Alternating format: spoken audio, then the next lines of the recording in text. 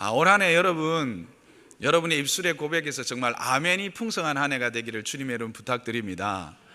우리 교회가 좀 이렇게 좀 신사답다 해야 되나요? 근데 이 신사다운 건 아닌데, 그게 뭐 마음으로 이렇게 고백하거나 작은 입술로 고백하기도 하지만, 때로는 그 사람을 의식해서 처음에 이렇게 우리 교회에 오셨을 때는 아멘을 열심히 하시다가도 다른 사람도 안 하는데 내가 괜히 하니까 뭐 이상하다 해서 아멘이 없어지는 그런 현상이 있어서, 이제는 아멘을 하면 좀 이상하게 느껴지는 그런 분위기가 된 것 같아서 좀 안타깝습니다. 진정한 아멘, 주의 말씀이 옳습니다. 주의 말씀대로 내가 순종하겠습니다. 그렇게 살겠습니다 하라고 하는 이 순종과 다짐의 아멘, 그리고 그 복이 내게 임하기를 원하는 소망의 아멘, 이 아멘은 우리가 늘 하나님 앞에서 고백해야 될 것이라 저는 생각합니다. 그래서 우리가 정말 말씀을 듣고 또 하나님 앞에서 결단해야 될 때 순전한 마음으로 기쁨으로 아멘 할 수 있기를 소망합니다. 창세기 강해를 시작합니다. 여러분 기대가 되십니까? 근데 어떤 기대를 가지고 계십니까? 또 어떤 분은 강단에서 기대가 되는가 이렇게 하니까 목사가 부끄럽지 않게 하려고 뭐 아멘을 하거나 뭐 고개를 끄덕거려 주시기도 하는데, 여러분 이 창세기뿐만 아니라 이 말씀 앞에 설 때에 우리는 늘 기대를 가지고 서기를 주님의 이름으로 부탁합니다. 하나님의 말씀에 능력이 있습니다. 하나님의 말씀에 구체적인 역사함이 있다는 것을 기억하시길 바랍니다. 그렇다면 우리가 이 창세기를 시작하면서 어떤 기대를 가져야 할까 하는 것, 우리 1장 1절을 다시 한번 읽어볼까요? 시작. 태초에 하나님이 천지를 창조하시니라. 여러분 이 문장에서 주어가 무엇이지요? 그렇죠, 이 문장에서 주어는 하나님입니다. 태초도 창조도 천지도 아닌 오직 하나님이십니다. 그리고 이 창세기 1장 1절은 바로 창세기를 여는 열쇠이며 성경을 여는 열쇠입니다. 그러므로 이 창세기 1장 1절을 통해서 우리는 창세기도 열고 성경을 열 수 있습니다. 그런데 그 창세기를 열고 성경을 여는 키는 바로 뭐냐? 하나님이라는 겁니다.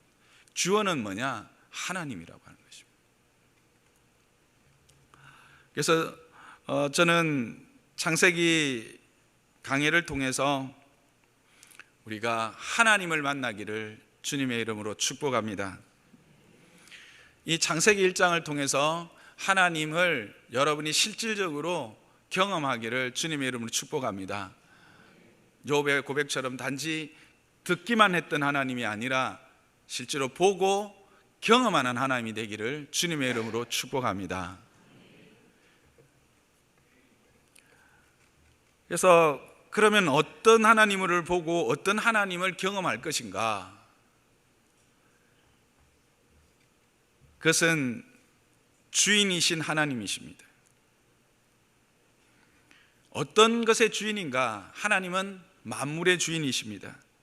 이 땅에 존재하는 모든 것과 그 내용과 그 가치의 유일한 주인이신 하나님, 그 하나님이 이 창세기 강해를 통해서 여러분들이 경험하고 누려지기를 주님의 이름으로 축복합니다.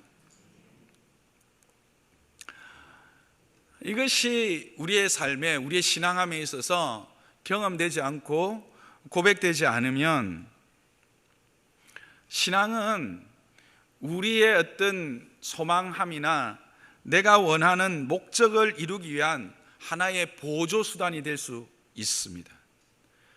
내가 교회에 나와서 예배를 드리고 하는 것, 그것이 내가 원하는 어떤 것을 이루기 위해서 사람을 찾아가서 도움을 얻고 내가 지식을 추구해서 지식을 가지고 그 목적을 이루어가는 것과 함께 또 다른 하나의 수단으로서 내가 하나님을 의지하고 신앙함을 행하는 것이 될 수 있다라고 하는 사실입니다.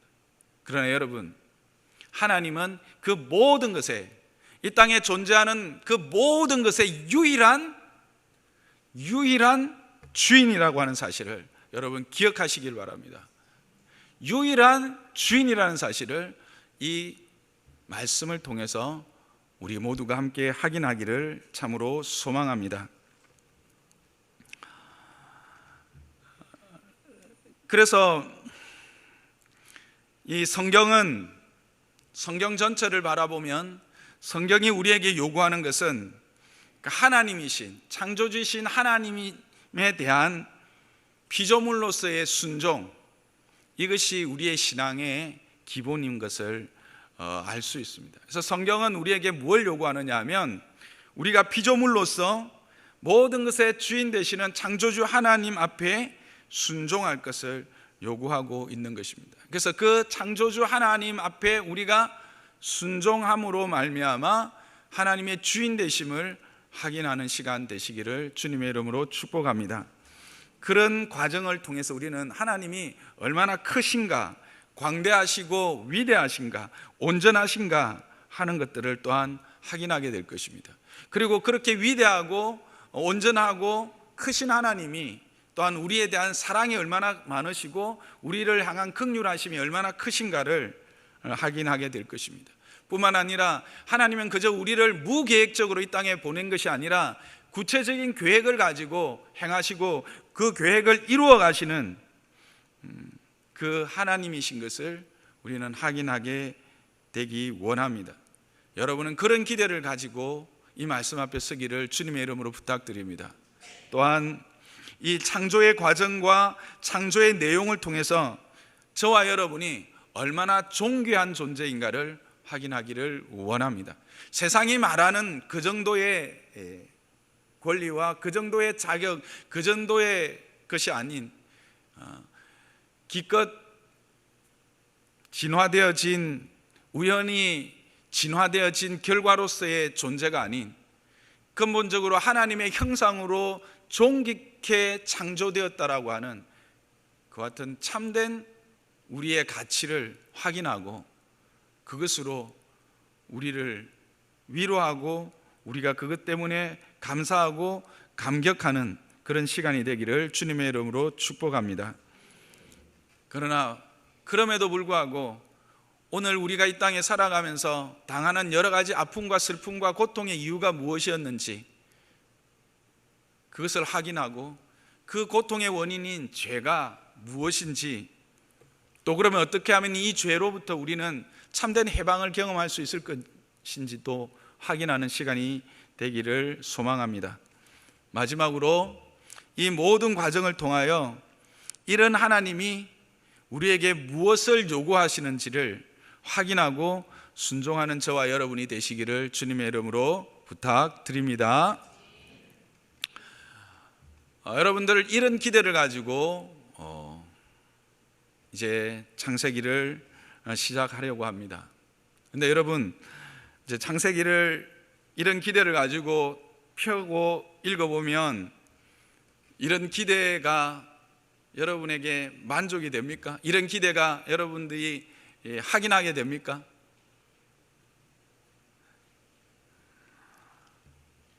창세기가 은혜가 됩니까?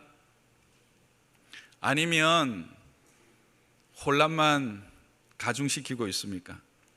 물론 어떤 분들은 이 창세기를 읽으면서 무한한 그 은혜를 고백하고 누리고 하나님을 찬양하게 됩니다. 그러나 또한 많은 분들은 오히려 혼란만, 또 더 많은 질문만 쏟아내면서 창세기를 뛰어넘거나 그냥 성경을 덮어버리기도 하지요. 왜 그럴까요? 아주 기초적인, 초보적인 생각은 이 창세기를 읽으면 가슴 벅찬 감동의 이야기, 우리의 가슴을 뭉클하게 해주는 어떤 그런 감동의 이야기도 없습니다. 또 다윗이나 엘리야나 다니엘과 같은 어떤 믿음의 영웅들의 그런 이야기들, 그런 승리의 이야기들도 없습니다. 오히려 우리의 지식이나 경험으로서는 이해할 수 없는, 아니 잘 용납되지 않는 그 이야기들로 채워져 있습니다.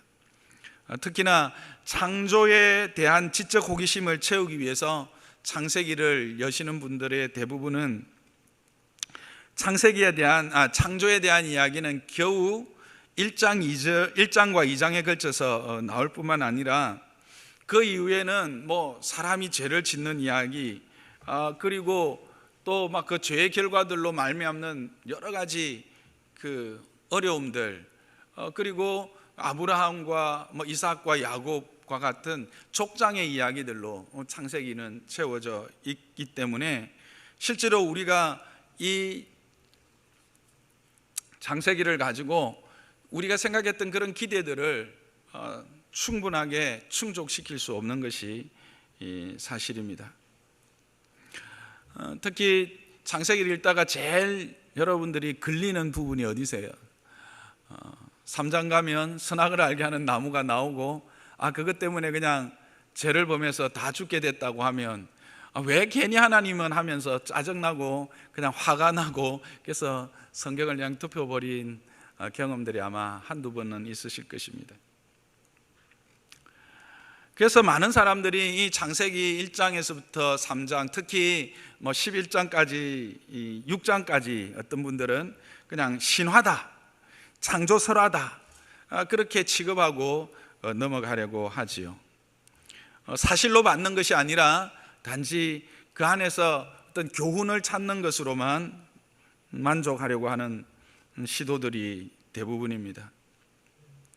왜 그렇게 되었을까?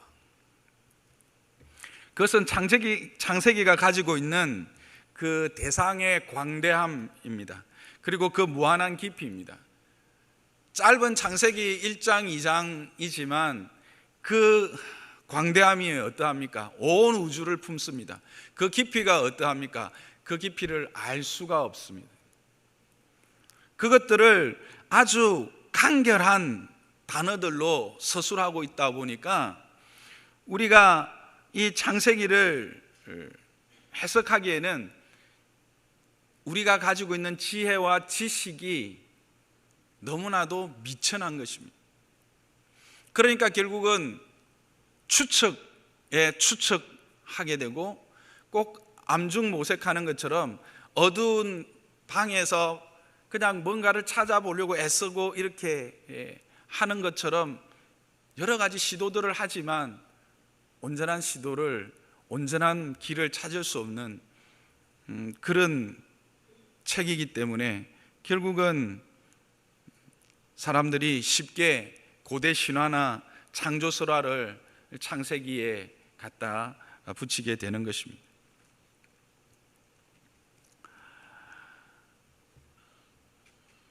이것은 결국 창세기뿐만 아니라 성경을 읽을 때 우리가 부닥치는 문제입니다. 그것의 가장 근본적인 문제는 뭐냐?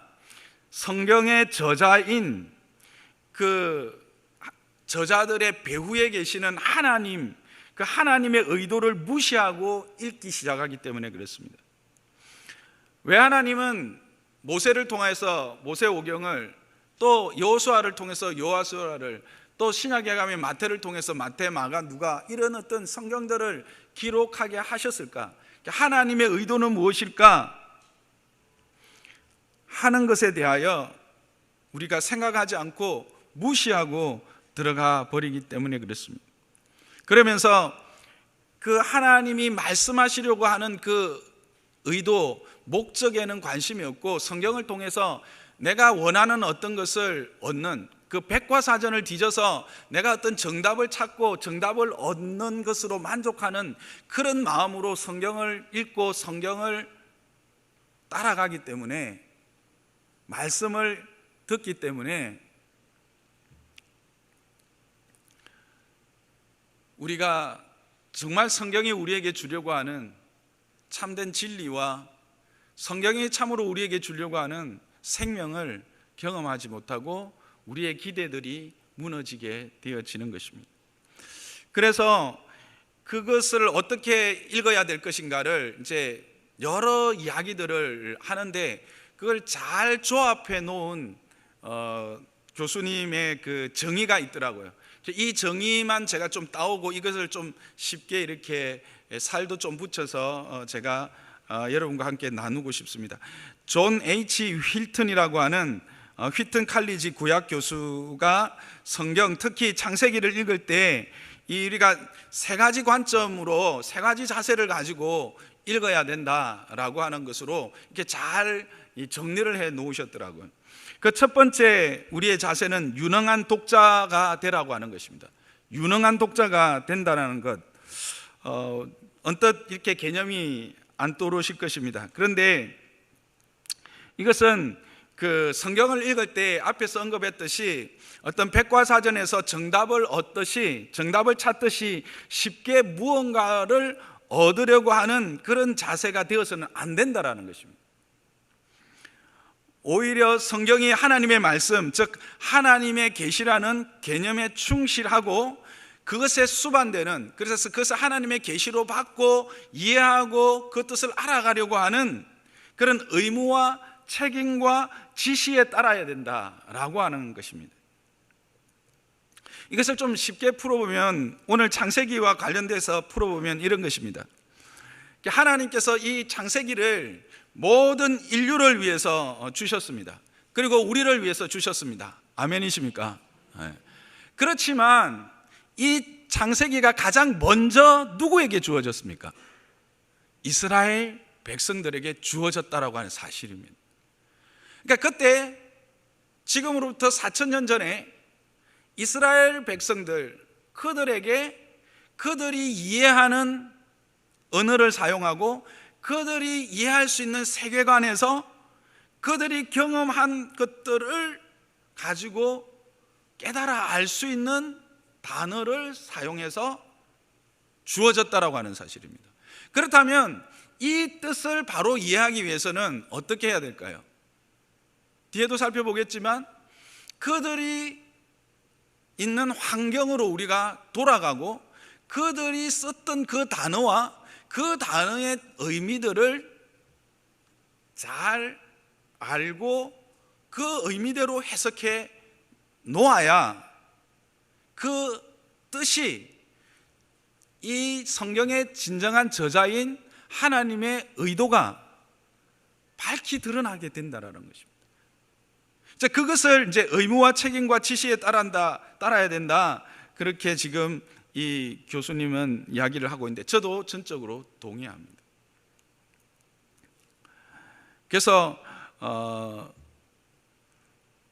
우리가 이 성경을 읽을 때 그와 같은 유능한 독자가 되기 위해서 이 본문에 대한 이해와 그 본문이 말하는 바를 깨달아 알기 위해서 그와 같은 의무와 책임과 지시 사항에 대하여 관심을 가지고 가야 된다는 거예요.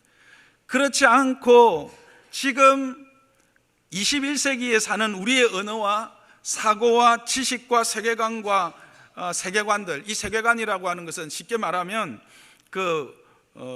유물론적 물질관이죠. 유물론적 세계관과 또 진화론적 세계관을 가지고 그것이 전제가 된 상태에서 성경으로 가버리면 성경이 진짜 우리에게 전해주려고 하는 의도를 읽을 수 있을까요? 없다라고 하는 것입니다. 그런 의미에서 우리는 유능한 독자가 되어야 된다는 겁니다. 목사님, 히브리어 모르는데요. 저도 잘 몰라요. 그러나 그것을 연구하고 지금까지 하나님 뜻 안에서 해석하고 풀이해 놓은 책들이 참 많이 있습니다. 제가 이번에 이제 준비하면서 창세기에 관련된 책들이 얼마나 되는가 쭉 쌓아봤더니 한 12권 정도 되더라고요. 물론 12권을 다 읽지는 못합니다. 그러나 때로는 참고를 하면서 어쨌든 하나님께서 주신 은혜를 따라 더듬어 찾아 알게 하시는, 바울이 고백했던 것처럼 우리가 하나님의 모든 것을 온전히 다 알지 못하지만 성령을 우리에게 주셔서 그 성령을 통해서 하나님의 뜻하신 바를 깨달아 알아가게 하시는 은혜를 우리에게 주신 줄 믿습니다. 그 일을 위하여 학자들을 세우시고 그 일을 위하여 목사를 세우셨고 목사는 그것들을 잘 연구하고 또 오늘을 살아가는 우리들에게 합당한 것으로 풀어내야 될 책임이 있다고 생각합니다. 그래서 여러분들은 뭘 해야 하나? 최상근 목사가 그와 같은 의무와 책임과 성경이 말하는 지시에 잘 충실할 수 있도록 기도해 주셔야 합니다. 그리고 여러분도 그렇게 그것들을 알아가려고 유능한 독자가 되기 위해서 나름대로 준비를 하시고 기대를 하시고 성경을 읽고 묵상하면서 오셔야 된다라고 하는 것입니다. 그저 설교로 한번 듣고 그랬는가 보다 하고 다음날 와서 그랬었네 또 이렇게 하시면 하나님께서 우리에게 주신 이 충만한 은혜가 우리 안에서 누려지지 못할 것입니다. 여러분에게 그와 같은 유능한 독자로서의 자세를 제가 여러분들에게 부탁을 드립니다. 또한 유능한 독자가 될 뿐만 아니라 윤리적 독자가 되어야 된다고 말하고 있습니다. 윤리적 독자가 되어야 된다는 것은 성경을 거스르기보다는 성경과 함께 독서 행위를 수행해야 한다는 것입니다. 이 말은 뭐냐면 성경을 내가 그냥 자발적으로 읽는 것에서 넘어서서 성경에게 동의하는 겁니다. 성경의 말에 내가 동의하고 성경으로부터 가르침을 받겠다는 자세로 임해야 된다고 하는 것입니다. 그런데 많은 사람들이 우리 자신이 가지고 있는 지식이나 경험들을 성경보다 우월한 위치에 둔 채 성경이 제시하는 하나님의 다양한 진리를 함부로 폄하하거나 거기에 대하여 의문을 제기하고 그렇게 성경을 접한다는 것입니다. 그렇게 해서는 이 성경이 우리에게 전해주는 바 진정한 은혜를 누리지 못하게 된다는 것입니다. 예로 현대과학이라고 하는 렌즈를 통해서 창세기 1장과 같은 말씀을 읽으려 하는 것입니다. 앞에서도 말씀드렸던 것처럼 그 시대에 그 환경 가운데 그들이 이해할 수 있는 언어로 주셨기 때문에 우리는 그것에 대하여 윤리적인 독자로서 이 성경이 하나님의 무한 말씀이요 이 성경만이 우리를 참으로 생명으로 인도할 유일한 하나님의 계시다라고 하는 것에 동의하면서 서야 된다라는 것입니다.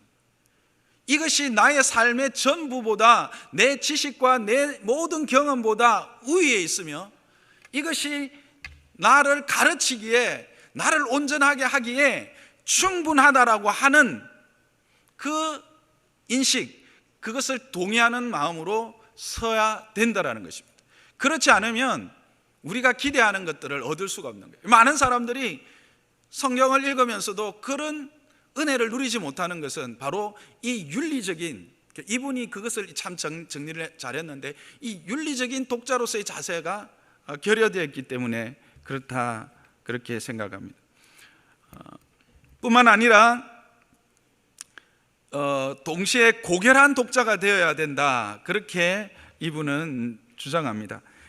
이 고결한 독자가 된다라고 하는 것은 성경이 단순한 어떤 문학 작품이나 어떤 종교의 경전 이상이라는 점을 인식하고 들어가야 된다는 겁니다. 이것은 이제 윤리적인 독자와 조금 이렇게 오버랩되는, 겹쳐지는 부분이 없지 않아 있지만 일단 이 성경이 이 하나님의 말씀으로서 우리가 생각하는 단순한 문학 작품이나 종교적인 어떤 경전 이상의 것이다, 하나님이 하나님 자신을 계시한 진리이다 라고 하는 것을 가지고 임해야 되고, 그래서 성경이 우리의 삶의 전반을 책임지는, 우리의 삶을 시작에서부터 마지막까지, 태초에서부터 시작해서 종말, 아니 그 이후에 영원히 허락되어질 하나님의 나라까지 책임지는 진리다 라고 하는 의식을 가지고 읽어야 된다라는 것입니다. 여러분, 성경이 우리에게 요구하는 것이 뭡니까? 그리스도의 장성한 분량입니다. 그래서 결국은 이 그리스도의 장성한 분량에까지 우리가 자라기 위해서는 우리의 삶의 전 영역이, 그리고 전 과정이 거기에 함께 가야 합니다. 어떤 영역은 이 말씀에 따라가고, 어떤 영역은 이 말씀과 상관없이 되면 진정한 이 말씀이 우리에게 주고자 하는 것을 얻을 수 없지요. 그리고 우리의 삶의 여정에서, 신앙함의 여정에서 어떤 기간은 이 말씀과 함께 가고 어떤 부분은 이 말씀과 전혀 상관없이 살아간다면 어떻겠습니까? 당연히 이 말씀이 우리에게 주고자 하는 것을 온전하고도 분명하고 풍성하게 누릴 수 없다라는 것입니다. 그러므로 이 성경이 우리에게 요구하는 이 그리스도의 장성한 분량에까지 자라게 하는 이 평생에 걸친 요구에 대하여 응답해 가는 과정으로서 이 성경을 읽고 이 성경이 요구하는 것 앞에서 내가 그렇게 살아가기로 결단하고 몸부림치고 그렇게 걸어가기로 작정하면서 읽어야 된다는 겁니다. 그러니까 성경이 요구하는 것은 나하고 상관없고, 나는 내 삶대로 사는 방식이 따로 있는데, 내 삶의 방식에서 성경이 어떠한 부분을 유익을 줄 것 같아서 이 성경을 인용하거나 이 성경을 참조한다라고 하는 자세로서는 진정 성경이 우리에게 주고자 하는, 하나님이 이 성경을 통해서 우리에게 허락하신 그 모든 의도와 목적들을 이루어낼 수 없다라고 하는 사실입니다.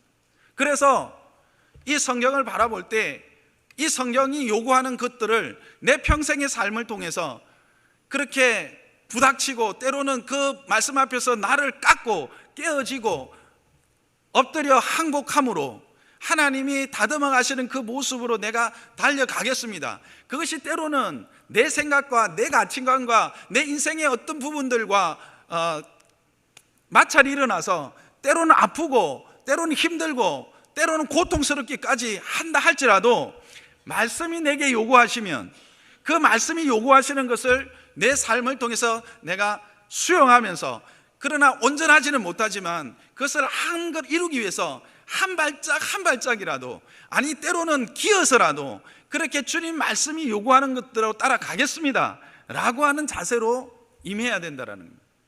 그럴 때 이 성경이 단지 이스라엘의 옛 역사가 되거나 또는 허황된 신화가 아니라 오늘을 살아가는 우리들에게 참으로 진리요, 생명이요, 길이 되어진다라고 하는 것입니다. 그것을 여러분 꼭 기억하시기를 바랍니다. 단지 읽고 들었을 때 좋다, 좋은 내용이다 라고 끝내서는 안 된다라는 것입니다. 그래서 바빙크라고 하는 유명한 학자가 있는데, 바빙크는 성경은 신앙을 가진 사람이 읽고 풀어야 한다는 것입니다.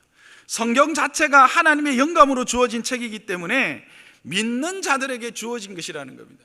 그래서 실제로 자유신학자라든지 학문으로서의 신학을 하는 사람들은 성경을 성경으로 풀 수가 없어요. 왜냐하면 이것이 영감되어져 있는 하나님의 계시이기 때문에 그렇습니다. 저와 여러분은 이 창세기 앞에 설 때에 이와 같은 유능하고 도덕적이고 또 고결한 독자로서 서기를 주님의 이름으로 부탁합니다. 이런 모습으로 서서 우리가 이 하나님께서 우리에게 예비하신 이 모든 은혜들을 함께 누리기를 주님의 이름으로 축복합니다. 자, 그렇다면 창세기의 기록 목적은 뭘까? 이것만 간단하게 좀 살펴보고 말씀을 마치도록 하겠습니다. 창세기 기록 저자는 모세입니다. 모세는 창세기, 출애굽기, 레위기, 민수기, 신명기라고 하는 이 모세 오경을 통해서 하나님의 그 말씀을 이스라엘과 오고 오는 모든 세대들에게 전해준 사람이죠. 자, 그러면 이 모세 오경, 창세기를 비롯한 이 모세 오경, 이 말씀이 언제 어디에서 기록되었습니까? 창세기 하늘이 열릴 때 그때 옆에서 막 기록하고 보고 받아 적었습니까? 아니지요. 언제입니까? 출애굽 이후지요. 출애굽 이후에 시내산 밑입니다. 시내산 밑에서 모세에 의해서 기록되어졌고 성도들에게 선포되어졌습니다. 그러면 왜 창세기와 출애굽기와 레위기, 민수기 이와 같은 성경을 모세에게 기록하게 하셨을까 하는 질문을 우리는 유능한 독자가 되기 위해서 하나님 앞에 해볼 수 있습니다. 그래야 그 하나님의 목적을, 의도를 알 수 있기 때문에 그렇습니다. 자, 시내산 밑에 있는 이스라엘 사람들을 거기로 한번 여러분 우리가 생각으로 가봅시다. 지금 시내산 밑에 올 때까지 어떤 일들이 있었습니까? 노예로 살고 있었죠. 이집트에서, 이집트에서 노예로 살고 있었어요. 근데 어느 날 모세라고 하는 사람이 나오더니 여호와께서 내가 너희를 구원하도록 보냈다. 팔로 날 따라와. 그렇게 하는데 뭘 보고 따라가냐 이랬더니 10가지 재앙을 탁 하면서 그 애굽으로부터 이렇게 나올 수 있는 길을 열어준 겁니다. 와, 대단하다 해서 나왔는데 이게 뭡니까? 또 막 이집트의 그 바로 왕이 군대를 데리고 막 추격을 합니다. 그랬는데 희한하게 낮에는 구름 기둥이, 밤에는 불 기둥이 있어가지고 그 군대가 가까이 오지도 못하고 자기들을 보호해 주는 겁니다. 그래서 그냥 가나안으로 간다길래 한 3일 길 이렇게 가는 길이 있는데 그 길로 안 가고 이상한 데로 막 끌고 가더니 바다 홍해 앞에 뚝 세우는 겁니다. 이게 다 죽었구나. 저 군대를 우리가 무슨 수로 이겨 했는데 아이고 홍해가 쭉 갈라지고 그 홍해 갈라진 길을 마른 길을 건너듯이 건너게 된 겁니다. 그리고 그 홍해를 건너고 난 이후에 그 홍해 안에 자기들을 따르던 모든 군병들이 다 수장되어 다 사라집니다. 우와, 신기하다 했는데 또 계속 가자 해서 가다 보니까 먹을 게 없어요. 아이고 광야에서 뭐 먹지 했는데 희한하게 막 아침에 되니까 뭐 희한한 게 뭐지? 뭐 하얀 게 또 눈꽃 감기도 하고 뭔데 만나라고 하는 것을 약이 만나를 먹어. 고기 먹고 싶어요 했더니 막 메추라기라고 와가지고 막 고기 실컷 뜯어 먹었어. 가다가 큰 물이 있어가지고 물을 마시려고 했는데 이게 쓴 물이야. 마라의 쓴 물이야. 그 못 먹겠다고 불평했더니 그냥 뭐 나무가지 하나 툭 던졌더니 이게 또 단 물이 되네. 그렇게 해서 막 왔어. 그 기간이 약 한 2달이에요. 2달 동안 이제 와서 가나안 밑에 시내산 밑에 텐트를 딱 치고 있는 거야. 그때 여러분 그 백성들이 심정이 어땠을까? 제가 이렇게 짧게 이렇게 말로 쭉 연결했는데도 만일 여러분들이 그런 과정을 거쳐서 그 시내산 밑에 있다고 생각해 보세요. 야, 와, 우리 진짜 여기 왜 왔냐? 너 여기 왜 왔어? 그냥 오자 하니까 왔지. 야, 여호와가 모세를 보내서 오라 했잖아. 여호와가 누구? 여호와. 여호와가 누군지, 왜 그 여호와는 모세를 세워서 이곳까지 오게 했는지 좀 자기들의 조상을 통해서 이야기를 들었던 사람들은 아브라함을 통해서 그러면 이 400년 전에 약속을 했다고 하는데 왜 그 하나님은 400년 전에 아브라함을 불러가지고 그런 약속을 했는지, 꼭 우리는 왜 그러면 이 가나안까지 와야 되는지, 그냥 그 애굽에서 그냥 확 다 멸망시키고 모세가 바로가 돼가지고 거기서 잘 살아도 되는데 왜 우리는 이 가나안까지 와야 되는지, 또 가나안까지 오면 그 짧은 길이 있는데 그 짧은 길을 통해서 그냥 가라고 하면 될 건데 왜 그 뺑뺑 둘러오고 이 홍해가 갈라지게 하고 만나는 왜 주시고 또 여기 오니까 또 뭐 율법을 주시고 왜 이렇게 하는지 질문하게 되겠죠. 여러분 질문 안 하시고 그냥 평안하게 주께서 하셨으니 할렐루야, 하나님이 하시니 할렐루야 이렇게 하시겠습니까? 아니죠. 질문이 있는 겁니다. 궁금한 겁니다. 그 하나님은 누구신지, 왜 우리를 이곳에 불렀는지, 가나안에 왜 가야 되는지, 거기 가면 무슨 일이 있는지, 거기에 대한 답변서가, 해답이 창세기요, 거기에 대한 삶의 지침이 출애굽기, 레위기, 민수기, 신명기인 겁니다. 그러면 목사님, 21세기를 살아가는 우리한테는 무슨 의미입니까? 우리는 지금 여기 장류에서 좋은 집에서 아침이면 그냥 밥도 잘 지어 먹을 쌍도 있고 쌀이 없으면 라면 끓여 먹고 할 수 있는데, 광야도 아닌데 창세기는 그냥, 그러면 오늘을 살아가는 우리들에게는 무슨 의미가 있는 겁니까? 그렇죠. 창세기는 오늘 살아가는 저와 여러분에게 무슨 의미가 있느냐는 거예요. 그런데 여러분 생각해 보면 영적으로 우리는 지금 시내산 밑에 있는 겁니다. 우리는 광야에 있는 겁니다. 여러분 마지막 우리 송구 영신 예배가 아닌 그 마지막 주 설교 기억하십니까? 우리가 살아가는 이 땅의 삶은 무슨 삶이다? 광야의 삶이다 그랬어요. 왜 그렇죠? 하나님의 백성으로 살아가는 삶은 이 땅에선 광야와 같은 삶이에요. 우리는 지금 영적 시내산 밑에 있는 겁니다. 여러분, 예수 그리스도가 여러분의 구주인 것을 믿으십니까? 그로 말미암아 구원받은 것을 믿으십니까? 그것은 바로 출애굽입니다. 모세를 세워서 출애굽시키셨듯이 모세와 같은 종, 그 선지자 예수 그리스도를 우리에게 보내어서 예수 그리스도로 말미암아 우리를 영적 출애굽하게 한 것입니다. 그리고 우리는 영적 홍해를 건넜습니다. 그게 뭡니까? 세례입니다. 성경은 이스라엘 백성이 홍해를 건너면서 세례를 받았다고 분명히 말합니다. 아직까지 홍해를 못 건너신 분이 계실 수 있습니다. 아직 출애굽을 못 하신 분도 솔직히 여기 있을 수 있습니다. 그러나 우리 대부분은 이제 출애굽했고 아니면 출애굽하기 위해서 여기 왔고 홍해를 건넜습니다. 그리고 우리는 광야에 있습니다.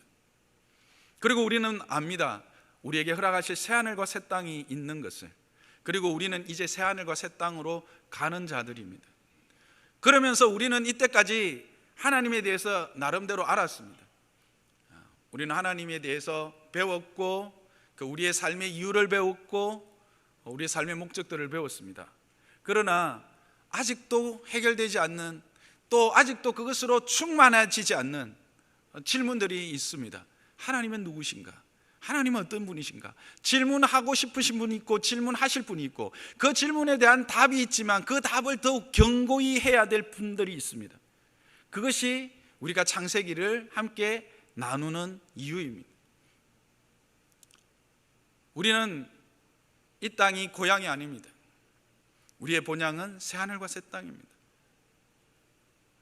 제가 이것을 준비하면서 참 감사한 게 있습니다. 뭐냐면 제가 12월 마지막 그 주 설교를 이 창세기를 의도하고 연속되어질 설교로 알고 준비했을까요?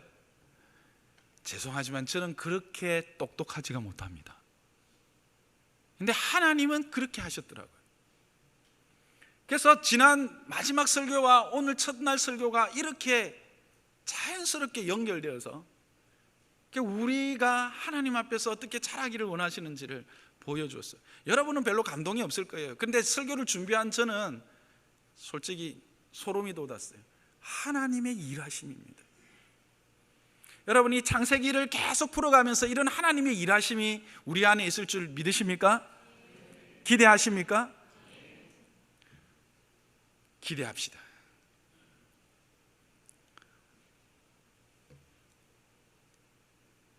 그때 이스라엘 백성들이 질문했던 것처럼 우리도 동일한 질문, 왜 하나님은 우리를 이렇게 사랑하실까? 왜 우리를 구원하셨을까? 이유가 뭔가?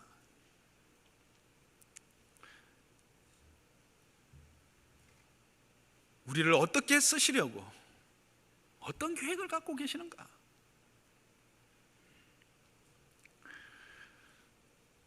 여러분, 하나님은 만유의 주인이십니다.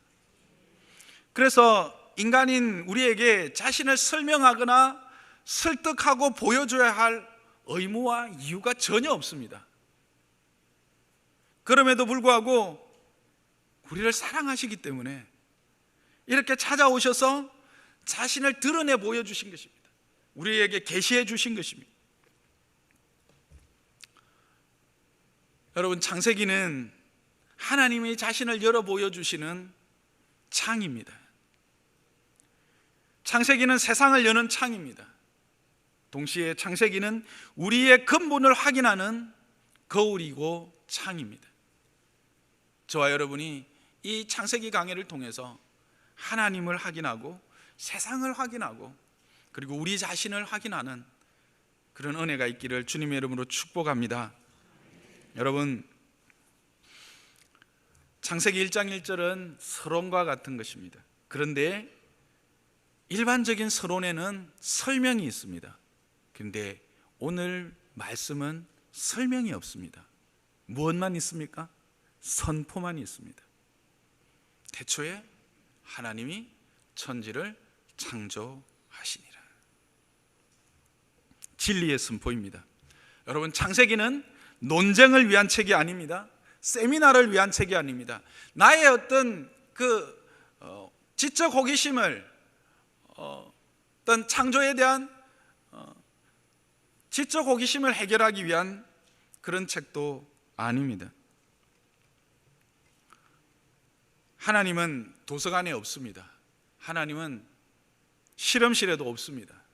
하나님은 온 만물 가운데 충만하시고 그 하나님을 분명히 우리로 알게 계시한 책은 성경이고 성경 안에 하나님은 우리에게 자신을 보여주십니다.